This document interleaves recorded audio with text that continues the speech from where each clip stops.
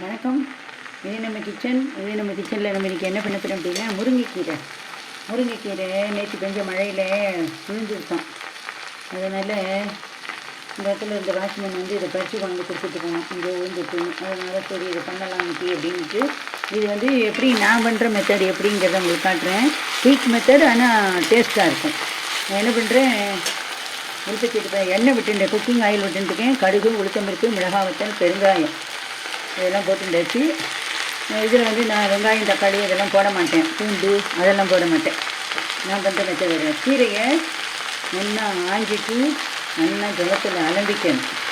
இது ரொம்ப நேரம் ஊற வைக்கணும் அப்படிங்கிற அவசியம்லாம் கிடையாது. ஏன்னா இது மண்ணிலாம் விளைஞ்சி வரல, பூமிக்கடியில் விளைஞ்சதுனாக்க ரொம்ப நாள் ஊற வச்சு அலம்பணும்.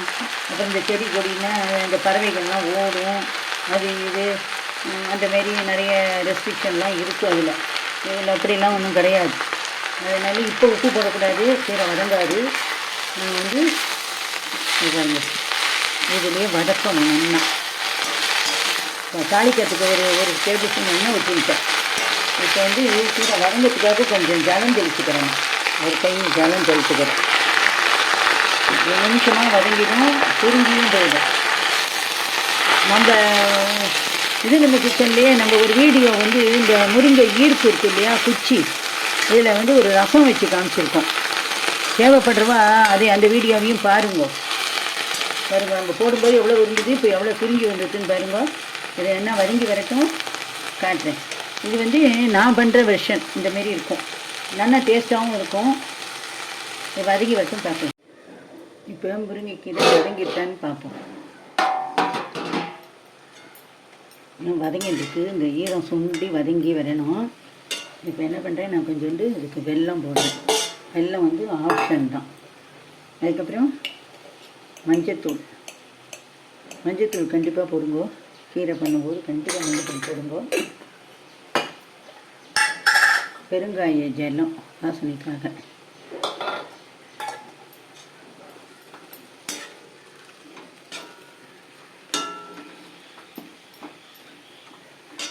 இப்போ இது நல்லா வதங்கினதுக்கு அப்புறம் தான் உப்பு போடணும்.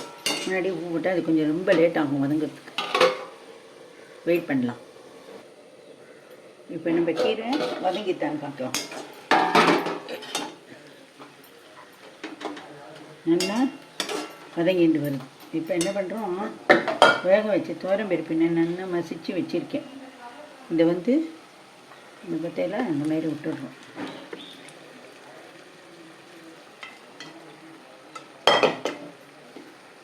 இதில் ஒரு பொட்டு ஜலம் விட்டுக்கலாம்.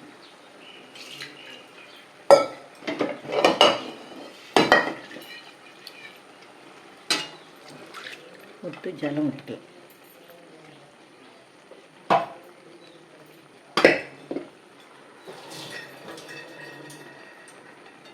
நல்லா இந்தமாரி இந்த கீரையும் பருப்பும் ஒன்று சேர்கிற வரைக்கும் கொஞ்சம் சுண்டி வர வரைக்கும் வச்சுட்டுருக்கணும். இது மைல்டாக இருக்கும், நல்ல டேஸ்ட்டாக இருக்கும். சாதத்தில் பிசைஞ்சும் சாப்பிடலாம், தொட்டுட்டும் சாப்பிடலாம். இவ்வளோ விட்டமின்ஸ், மினரல்ஸ் இருக்குது. ஹெல்த்துக்கு நல்லது. ஃபைபர் கண்டென்ட் ஃபுல்லாக இருக்குது. முருங்கைக்கீரை கிடைக்கிற காலத்தில் எல்லோரும் வாங்கி சாப்பிடுங்க. முருங்கைக்கீரையில் நிறைய டிஷ்ஷஸ் பண்ணலாம், ஏகப்பட்ட டிஷ்ஷஸ் பண்ணலாம். முருங்கைக்கீரை காஞ்சி போயிடுத்து அப்படின்னாலும் கவலைப்பட வேண்டாம். அதுலேயும் நிறைய டிஃப்ரெண்ட் டைப் ஆஃப் வெரைட்டிஸில் நம்ம பொடியெல்லாம் பண்ணி வச்சுக்கலாம். நிறைய பண்ணலாம். முருங்கைக்கீரையில் இட்லி பொடி பண்ணலாம், முருங்கைக்கீரையில் சாம்பார் பொடி, ரசப்பொடி, முருங்கைக்கீரை தனியாகவே பொடி, முருங்கைக்கீரை இட்லி பொடி, அந்தமாரி நிறைய முருங்கைக்கீரையில் பருப்பு பொடி, கருப்பு உளுந்துல இட்லி மிளகாப்பொடி, அந்தமாரி இந்த முருங்கைக்கீரையை பேஸ் பண்ணி நிறைய டிஷ்ஷஸ் பண்ணலாம். இது கொஞ்சம் சுண்டி வரட்டும் பார்க்கலாம். இப்போ நம்ம இந்த டிஷ்ஷுக்கு தேவையான உப்பு போட்டுக்க போகிறோம். உப்பு கம்மியாக போடுங்க. கீரையெல்லாம் உப்பு அதிகம் பிடிக்காது, துளி போகிற போட்டால் போதும். உப்பு அதிகமாக போட்டுனா ரொம்ப சிரமம் அது ஆல்ட்ரேஷன் பண்ணுறது. அதனால் உப்பு கம்மியாக போட்டு பழக்கம் பண்ணுங்க, ஹெல்த்துக்கும் நல்லது. இன்னும் கொஞ்சம் சுண்டி வரட்டும்.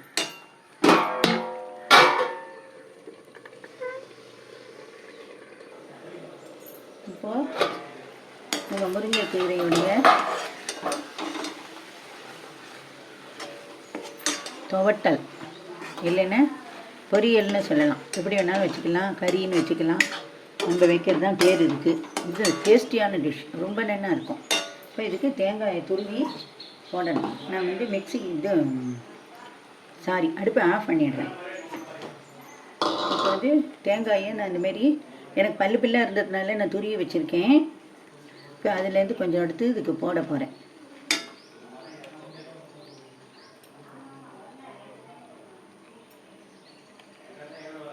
இதுக்கு இவ்வளோ போதும், அதனால நான் நிறுத்திட்டேன்.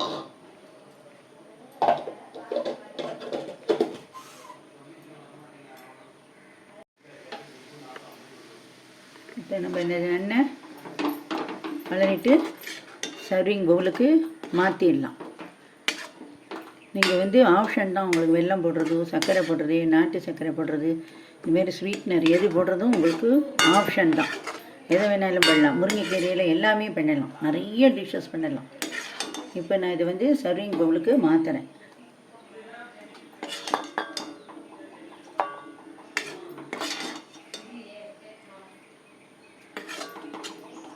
இது ரொம்ப நைஸாக இருக்கிற காம்பெல்லாம் ஒன்றும் பண்ண முடியாது, அது ஒன்றும் பண்ணாது, அது சாப்பிட்டுடலாம். நன்னா வெந்துத்துனா ஒன்றும் பிரச்சனை இல்லை.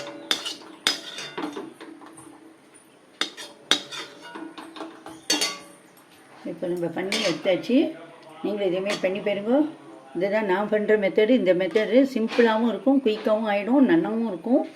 பண்ணி பார்த்துட்டு உங்களுக்கு எப்படி வந்தது என்னங்கிறத எனக்கு கமெண்ட்ஸில் சொல்லுங்க. நன்றி, வணக்கம்.